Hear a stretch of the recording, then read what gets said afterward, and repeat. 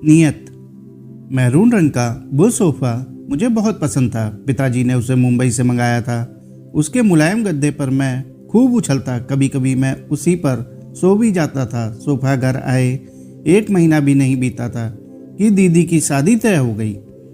शादी की झमाझम तैयारी शुरू हो गई थी। पिताजी ने प्रोविडेंट फंड और बैंक से सारे पैसे निकलवा लिए थे। खूब धूमधाम से शादी हुई थी। शादी में पिताजी ने दीदी के ससुराल खूब सारा सामान भिजवाया था। मुझे तो याद भी नहीं कि क्या क्या गया था। मैंने माँ से पूछा था कि दीदी की जहाँ शादी हुई है क्या उनके घर में सामान नहीं है। माँ ने हंसते हुए मेरी ओर देखा था और कहा था, वहाँ सब कुछ है बेटा, पर बेटियों की शादी में ये सब देना पड़ता है। मुझे खुशी हो रही थी कि दीदी नए पलंग पर सोएंगी, दीदी नई कुर्सी पर बैठेंगी। शादी हो चुकी थी, पर शादी के कुछ ही दिनों बाद मैं जब स्कूल से घर लौटा तो मैंने देखा कि घर के बाहर एक ट्रक खड़ा है। पिताजी उस पर मैरून रंग का सोफ़ा रखवा रहे थे। मैं दौड़कर कमरे में गया। मैंने पिताजी से पूछा कि सोफ़ा चला जाएगा, फिर मैं कहाँ बैठूंगा। पिताजी ने कहा, अगले महीने नया सोफ़ा मंगा लूँगा। सोफ़ा दीदी के घर चला गया था। अगले महीने हमारे घर नया सोफ़ा नहीं आया। हमने लोहे की कुर्सियों को कमरे में रख लिया था, पर मेरा मन उन पर बैठने का बिल्कुल भी नहीं करता था। शादी को 6 महीने बीत चुके थे। दीदी अब शादी के बाद पहली बार माँ से मिलने आई थी, तब बहुत रो रही थी।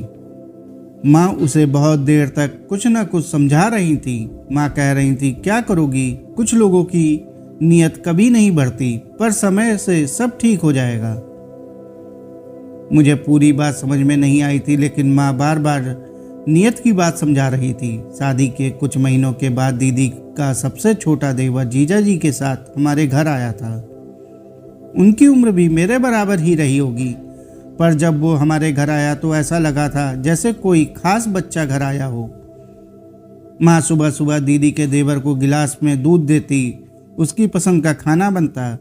पिताजी उसे खूब घुमाते। जिस दिन उसे जाना था उसके लिए ढेर सारे कपड़े खरीद कर लाए। मेरे मन में पहली बार ये ख्याल आया था कि मैं कब देवर बनूंगा। खैर, जिस दिन जीजा जी को लौटना था, दीदी का देवर अड़ गया था कि उसे मेरा वाला कैरम बोर्ड चाहिए। मेरा कैरम बोर्ड वो तो मुझे जान से अधिक प्यारा था। मैं रोज शाम को अपने दोस्त के साथ कैरम खेलता था। उसे दीदी के देवर को क्यों दे दूं? पर पिताजी ने समझाया कि बेटा तुम इसे दे दो, मैं नहीं दूंगा, ये मेरा है, मैं तुम्हारे लिए नया ला दूंगा। आपने कहा था कि सोफा नया लाएंगे, कहाँ आया? पिताजी चुप हो गए थे, पर मेरा कैरम बोर्ड दीदी के देवर को दे दिया गया था। तब से 40 साल बीत गए, मैंने कैरम बोर्ड नहीं खेला। कैरम बोर्ड चला गया था। मुझे अफसोस हुआ था कि मैंने दीदी के देवर को अपना कैरम बोर्ड दिखलाया ही क्यों था। मैं कई दिनों तक उदास रहा। फिर मैंने माँ से पूछा था कि जीजा जी ने अपने छोटे भाई के लिए नया कैरम बोर्ड क्यों नहीं खरीद दिया। मेरा सोफ़ा भी ले गए, मेरा कैरम बोर्ड भी ले गए। माँ ने पहली बार मुझसे कहा था, कुछ लोगों की नीयत कभी नहीं बढ़ती बेटा। आदमी का पेट भरे या ना भरे, नीयत जरूर बढ़नी चाहिए। इतना कहते हुए माँ ने अपने आंसू पोंछे और मुझे अपने आंचल से लपेट लिया। बहुत साल बीत गए। अब मुझे न सोफे से प्यार है न कैरम बोर्ड से। एक दिन दिल्ली के एक मॉल में खाना खाते जाते समय मेरी निगाह जब एक बर्गर के विज्ञापन पर पड़ी तो रुक गए। लिखा था, पेट भरेगा, नियत नहीं। मैंने पत्नी सुधा से कहा कि ये कंपनी वाले कितनी गलत शिक्षा देते हैं।